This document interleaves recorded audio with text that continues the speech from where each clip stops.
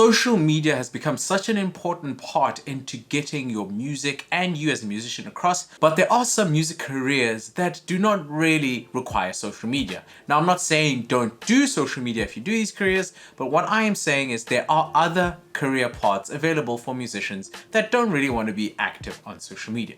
The very first one is my main one, and that is being a sync producer. Sync production is basically making music that can be used as background music or as the main theme in TV. So sync actually stands for synchronization. So they use the music and sync it into motion pictures or motion videos, and that is primarily how this is done.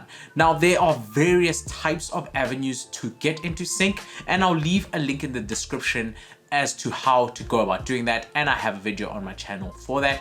You will see that pop up on the screen somewhere. The very next one is not necessarily you being a musician, but it is linked to a music career, and that's to be a tour manager.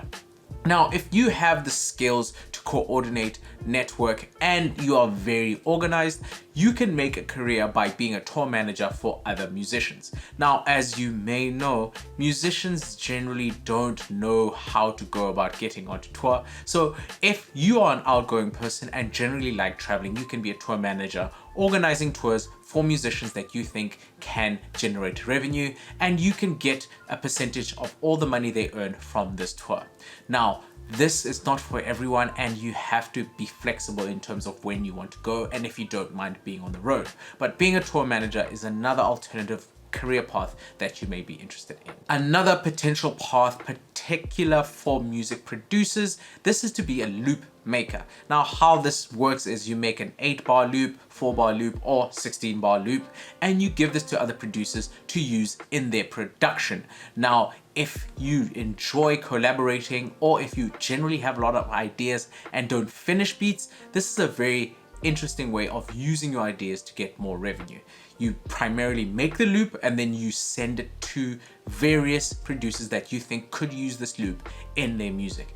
You are kind of working as some kind of agent for yourself, pitching directly to producers and relying on the producers to get those loops used by another artist. This is a very lucrative path that a lot of producers are hiding behind, but if you want to be a loop maker, I definitely think it's worth looking into. The very next one, if you have some music theory savvy and you know and have an ear for interpreting music in different ways. For example, if you hear Merry Christmas on the radio and you think you can make a brass version of that, then you might consider becoming a music arranger. An arranger basically takes a music from one form and arranges it into a different form. So if you have strong music theory or you have a good ear, then you can take a song like Wish You Merry Christmas and arrange it into different type of arrangements, such as a choral version like a choir version, or you arrange it into another version such as a brass version, which I mentioned earlier. This is another lucrative one, particularly if you like working in seasonal music, where there is also a demand for different approaches and different versions of the same thing.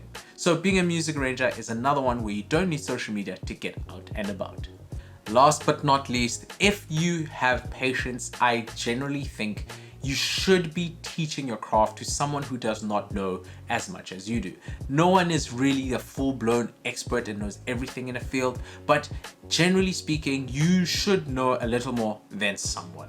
So you teach to the people that you know more to, and you learn from the people that you want to know more from. So for example, on my YouTube channel, I focus primarily on music business, but when it comes to different type of genres for sync, I use a different person to learn how to make that genre. For example, YouTube is a great way to teach that it is a social media way, but if you enjoy face-to-face communication, teaching is a lucrative way. I used to teach piano for 45 minutes and that would give me approximately 400 Rand per 45 minutes. So it is a very lucrative path, but it's difficult to scale if you teach one-on-one. So that's when you use social media and all these other teaching platforms to teach and scale up your teaching operation.